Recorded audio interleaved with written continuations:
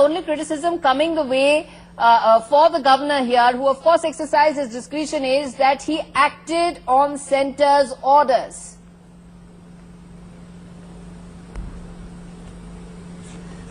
Gauri, there's a very famous saying, na khudai mili na bisale sanam, na idhar ke rahe na udhar ke hum. You have Mr. Mohammed saying he's happy. I was on the other channel where Mr. Meeb Afzal was saying it is murder of democracy. So if it's murder of democracy, how can you be happy?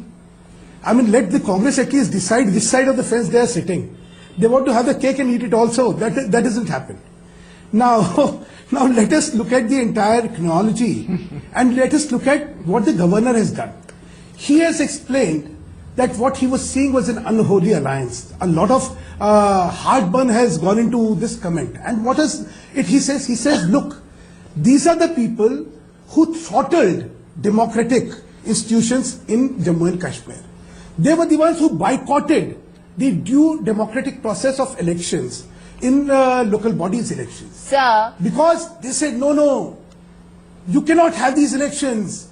The time is not there. Sudhanshu, yet when it comes to acquisition of power, the unholy power.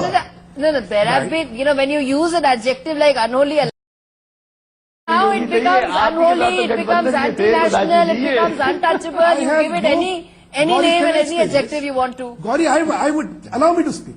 Unfortunately, the Sangh has a very short I have no understanding of their own history. Political party aligned. Allow me to finish. Yes, go ahead, sir. Yeah. You had your own chance. Allow me to give my point. Absolutely, sir. Go ahead.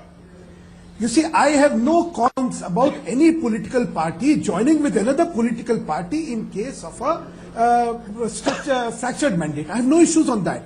Because at the end of the day, if people are given a fractured mandate, you have to form a government. I have no issues on that. The context is a boycott of the elections till yesterday. And then when you come and try and say, I want to acquire power, that is what makes it suspect. That is what makes it unholy. That is what makes it completely immoral and completely unacceptable. So the context is that you have altered the democratic process in the state. You see, they have got defeated. They have got defeated. People have given them a boot on the face. They said the people will not vote. People came out and voted for a democratic setup in the state. Is this now, as after having faced this humiliation, what Sudhanshu, Mittal, Javed Rana and Mohammed Khan are making it out to be? Nobody is unhappy with the fact that the assembly stands dissolved. Mr. Pandit's eloquence may not be a statement of truth. For the simple reason, he is very conveniently forgetting the context of the boycott which was perpetrated by NC and PDP. Don't be like, there is a continuity you can't link of a it with this act of anti-democracy. Allow me, I didn't intervene.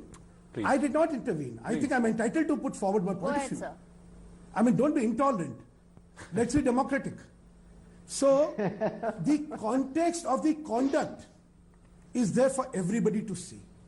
And now to claim that we had already done this, you just heard Mr. Khan saying, we were in the process of trying to determine, we had not actually extended support.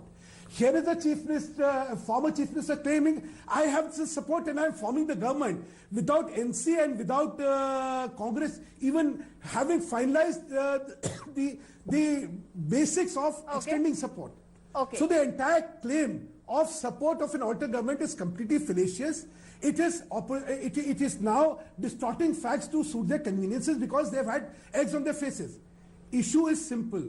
The governor has discretions in the best interest of the state. All right.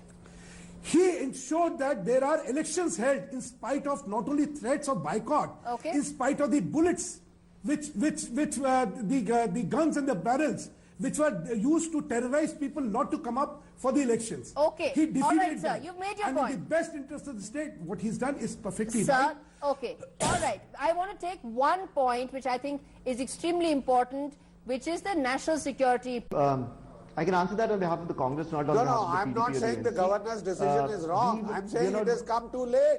Okay. Okay.